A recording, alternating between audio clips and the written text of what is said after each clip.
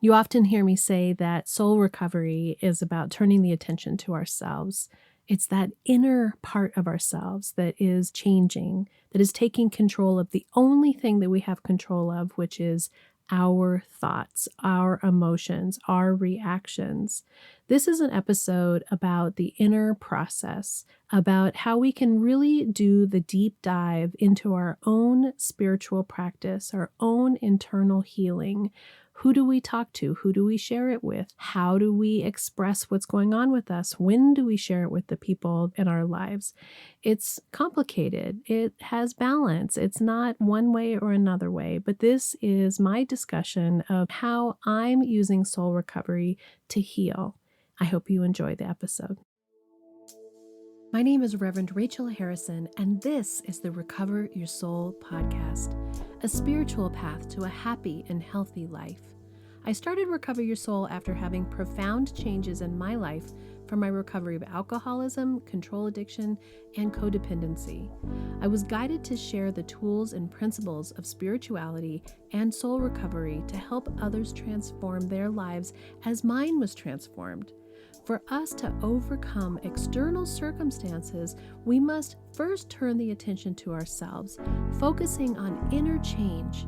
Outer positive results in our lives will follow. As a spiritual coach, I can support you on your path to make real changes that will bring you a life of peace, happiness, connection, and abundance.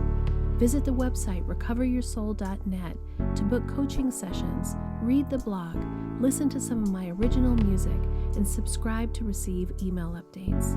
I think of Recover Your Soul as a community. Follow us on social media and join the private Facebook group to support each other and connect. For an extra episode each week and to support this podcast, become a Patreon member or subscribe on Apple Podcasts. Together, we can do the work that will recover your soul. Welcome to Recover Your Soul. My name is Reverend Rachel Harrison. I am so glad that you're here with me today. Thank you for choosing to spend your time with me. If you're new to the soul recovery community, welcome. You are now on a spiritual path to a happy and healthy life. And if you are joining me again, I just thank everybody who continues to show up and in this community, sharing your experience, strength, and hope. Together, we're doing the work that will recover our souls. The last couple podcasts, we've been going over my experiences that I had while I was in Mexico. I went from October 4th to the 20th to Sayulita, Mexico with my mom and my husband, and had some very good opportunities to look at some of my inner stuff. The first episode was on expectations and what that looks like when we create a story, when we have expectations of what we think we want it to be like and they're not met. The second one was around people pleasing, my awareness of how I still have a lot of work to do in my people pleasing, especially when I was on a trip 24/7 with two very separate people that are my qualifiers. And then the last episode was around being married to an alcoholic husband. And Rich is sharing with me on this trip that he has been continuing to drink. I thought a year ago when he had said he'd been dabbling in it and said he was going to quit, that I was hoping that that was the end, but it has not been the end. He had continued to drink, and then he was insisting on drinking during the trip and hopes, claims that that's going to be it for him and he wants to go back into recovery. But the real awareness of that we are not responsible for someone else's recovery, that it's really about us doing the soul recovery work ourselves and letting them have their own experience, using the detachment practices by allowing us to not be connected and think that we're responsible for what's happening to them, and allowing ourselves to have the feelings of grief and sadness around what we wish would be different. And then I wanted to talk about this experience that I had about processing all this information that was coming through around myself, and the part of us that needs and wants somebody else to understand what's going on inside of us and how we can, in soul recovery, use what's going on with us mostly to connect with ourselves, but to have a healthy and clear awareness of where that line is of what we share with others and what we don't. So that's what I wanted to talk about in this episode.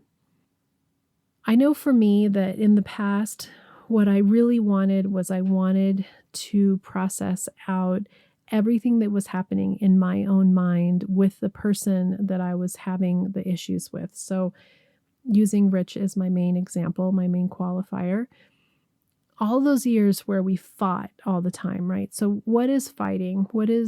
And if you listen to the emotional battlefield, that is such a profound episode to me because I was on the emotional battlefield for so long.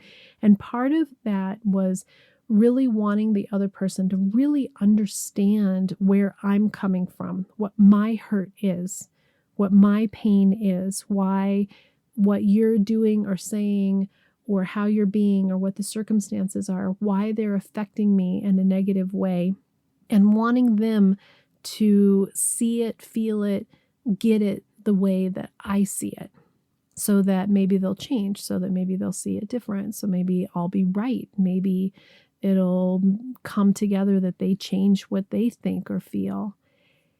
And the more work that I've done, the more spiritual exploration, the more internal work that I've done, the more clarity that I have of how complicated it is for anybody else to really understand what's going on inside of us.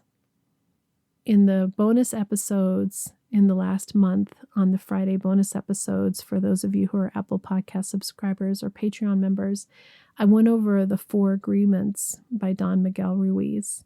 And the 4 agreements being: be impeccable with your word, don't take things personally, don't make assumptions, and always do your best.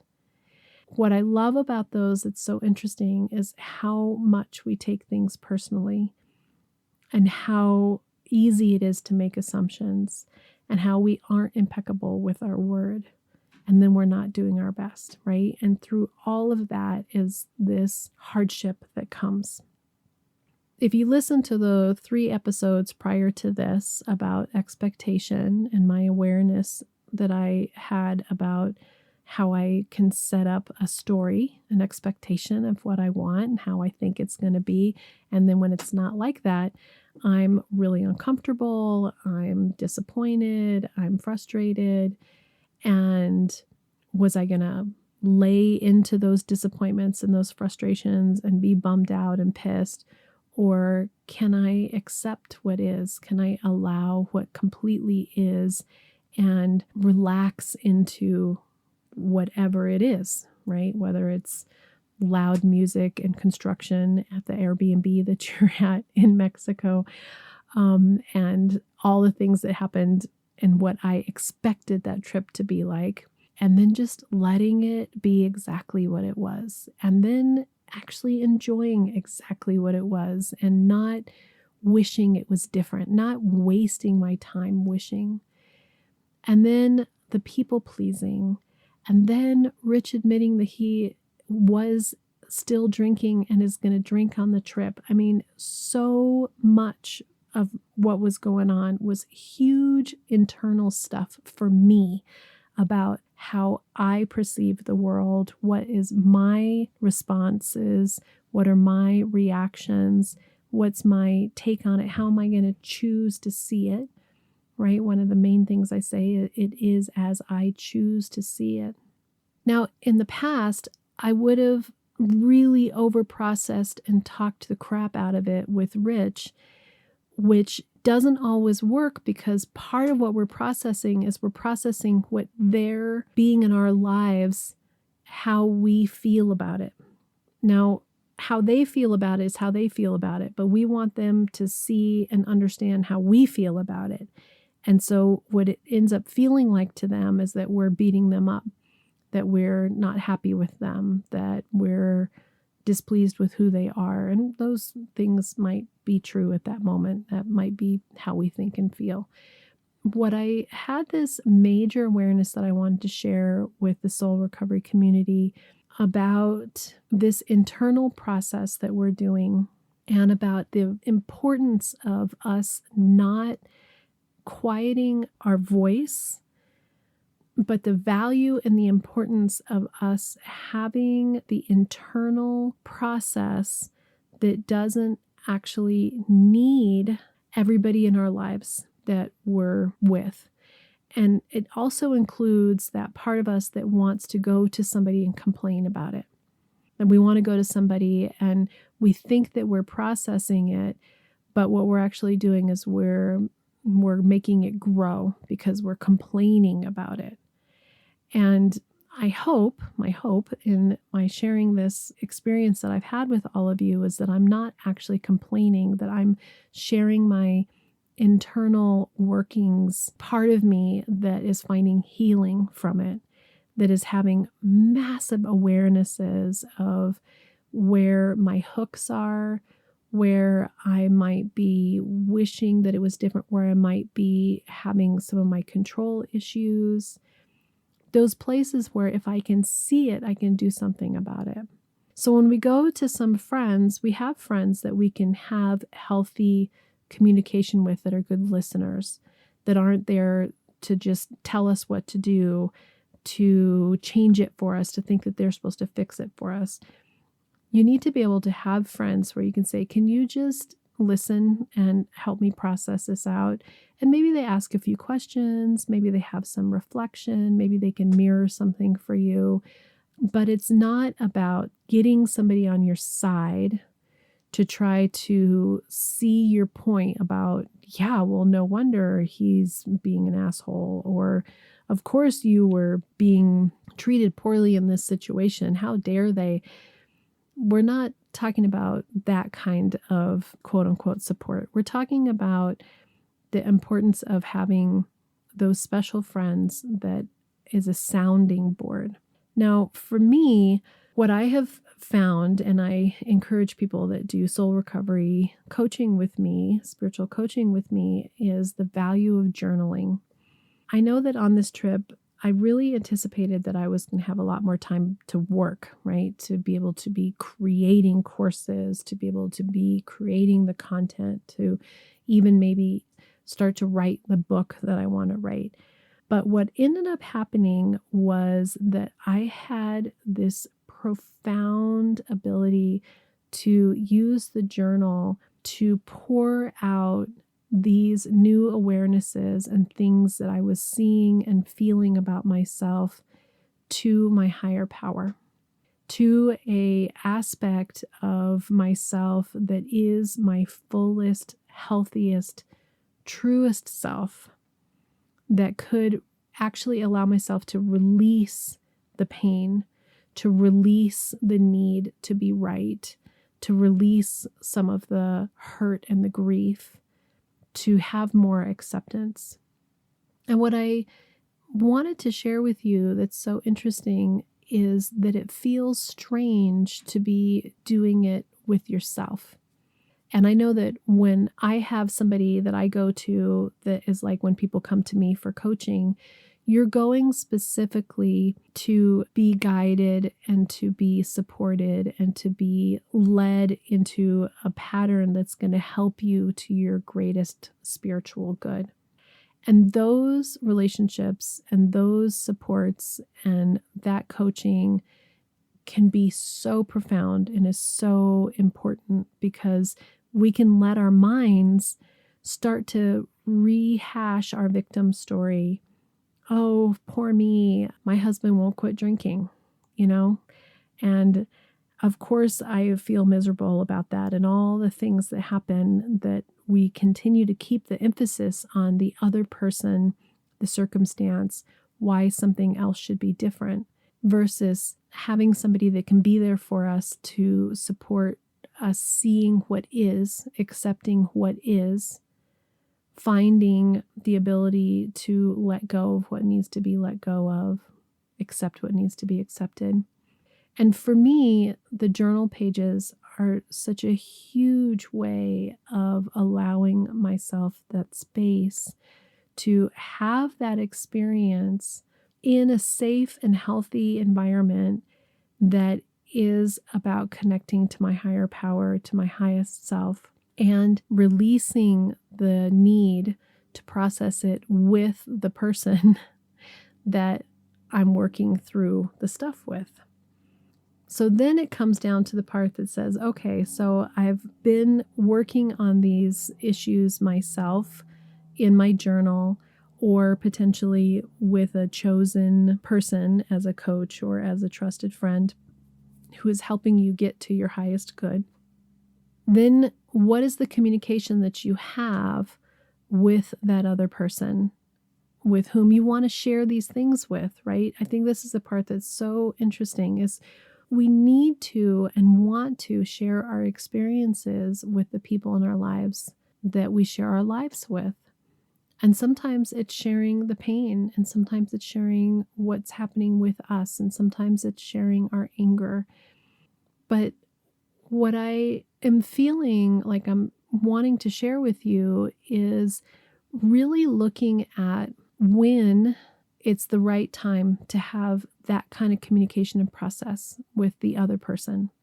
And sometimes it's not totally safe or valid to have those kinds of communications and to try to get them to understand what's going on with you because they can't see it yet, or they're not there yet, or they're so much in their own process that they can't allow you to really have those feelings without them feeling like they need to defend themselves, or that they're being judged, or that they're the victim.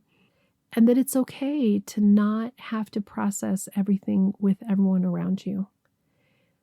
But you also don't want to be keeping everything to yourself, thinking that only you are the one that needs to handle it and that there's no one to share it with. So it's this interesting balance of not closing up, of not becoming rigid or isolated, but also not feeling like everything that you think needs to come out the other side. So on this trip to Mexico, I ended up having some really interesting, profound conversations with my mom, spiritual conversations about some of the feelings that I was having. But I was mindful to keep some of it to myself that's really about my own process and my own experience. And it's interesting, I share everything with you as the community, with thousands of people who are listening to this. When my mom said, well, I haven't really listened to the podcast in earnest, and I said, I really would probably say for the family members not to, since I am in what I hope is a healthy way processing a lot of what is going on with me and my own soul recovery with you, the community. Same with my kids, same with Rich. You are my people that I'm working on. So I'm not actually feeling like you're not supporting me if you don't listen. And it might actually be better to not listen, although they could if they wanted to. I would never say anything that if they heard it wouldn't be okay. Of course, they would be fine. But I just am aware of the fact that you are that for me. And I hope that when I do coaching for you, I am that for you. That we are this healthy place of being able to share our inner strength, our inner awareness, our inner growth, and that it's not something that we just go out and blurt out to the world what is happening with us, because most people are too involved in their own process and their own pain and their own projection and their own experience to really get us in the way that we need to be seen and validated. And then if we don't have our partner or our parents or our kids or our friends or, whoever it is, witness our experience the way that we think we want them to witness it, that can be another level of something to work on, right? So why do we need the validation? Do we actually really need them to really understand what is healing in us? Or do we need to have that experience for ourselves, that deep awareness, that deep healing, and then live it and then be showing up as a healthier person, as a fuller person, as somebody who's not as reactive, not as defensive, not taking things personally, not making assumptions, doing our best, being very careful with our words, but not careful in the sense of not being true to who you are. I never want you to be betraying yourself.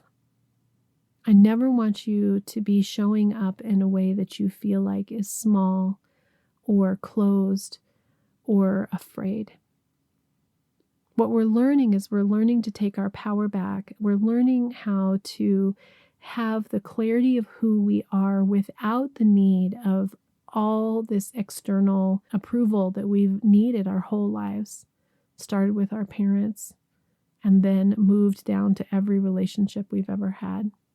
That connection with higher power that I felt on this trip with these awarenesses, this knowing, as I said in the last episode, that there is a piece of us with our higher power that can weather any storm, that there is a solidity within us that is solid regardless of what's happening around us, and to have even more connection with that solidity. That is the truth of who we are. I don't want anybody to not share what's happening with them, but what I had this awareness of is like, why do I feel like I want to have this back and forth, especially with the person that I'm working on it with, until there's a place where we can have that dialogue that feels healthy for both people. So again, on the trip, my mom and I had some profound, deep conversations about childhood and about spirituality and about expectations. And there was a moment in the trip where I think I hurt her feelings, and then we worked through some of that. And Rich and I having conversations about recovery and expectation and his drinking and how that affects me and how I'm going to work on me and if he's going to work on him. Those are important conversations to have, but all of the internal stuff that is really truly being healed within me is my own business and my own work, and is something that's between me and my spiritual center. And so because of that, I have more ability to remember and have clarity of what is mine to do. Where am I not being on my side of the street? Where am I trying to get involved in something that's not mine to get involved in? And that's been a really interesting awareness. So I hope that each of you has somebody who you can healthily process what is your internal work and where you're taking responsibility for your own happiness and your own healing. And if you don't, that's what I'm here for. That's what soul recovery, spiritual coaching is me to be that person for you. And I know that some of you don't feel like you can journal because maybe you aren't safe that somebody will pick it up. You don't have to keep it. You can always journal and then burn it or tear it up, shred it, and throw it away. But there is something about putting your hand on a pen and writing, or for some people, typing on a computer or a keyboard has that same part of us that makes us slow down just enough to ask ourselves questions. The other thing that happened to me on this trip that I want to say is asking higher power for true guidance and clarity. And to me, it was really profound about how it felt like the questions that I would ask myself in my journaling, then I would read something in my spiritual studies that would respond almost directly to that, or someone would say something, and because I'm in this perked up place of self-awareness, I could hear the clarity of that being an answer to a question I was asking for, and how beautiful that is, and how much gratitude I have for those guidances those gifts of wisdom that are allowing me to find healing within myself, even when there's a storm around me. I hope this is helpful in terms of, do I share everything? Do I process everything? Who do I talk to? How much should I share? Each of those is unique to yourself, and you will find what's right and perfect for you. But your number one priority is to have that connection with that higher part of yourself that is connected to your higher power, and allow yourself the process of your internal dialogue and your internal healing, knowing that that is the number one important thing. And then if it is safe and it feels like the right time or person or situation to share some of that with somebody, but that anytime someone else hears you that is in your life, that you're in relationship with, they're coming with their own interpretation, their own perception. And so we're letting them have that for themselves too. We're letting go of the need for them to respond to us exactly like we're hoping that they'll see it. How we see it and feel it and are integrating it is the number one way that we find healing. So I hope that is helpful. Thank you so much for your support of Recover Your Soul.